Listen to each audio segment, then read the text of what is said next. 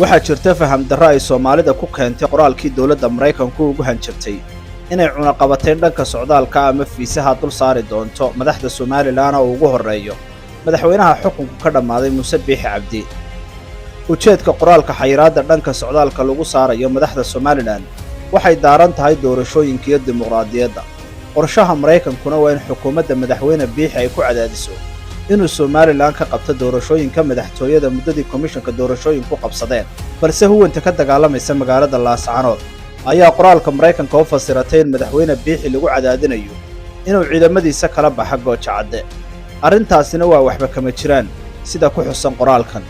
USA waxay cabsiba ka qabtaa inay Laascaanood ku xoogaystaan argagixisadu, waxayna si isku mid ah dhinacyada isku hor fadhiya duleedka magaalada u soo jeedisay inay kala fogeeyaan ciidamada Somaliland iyo huwanta ka dagaalamaysa gudaha Laascaanood si loo helo xal siyaasadeed.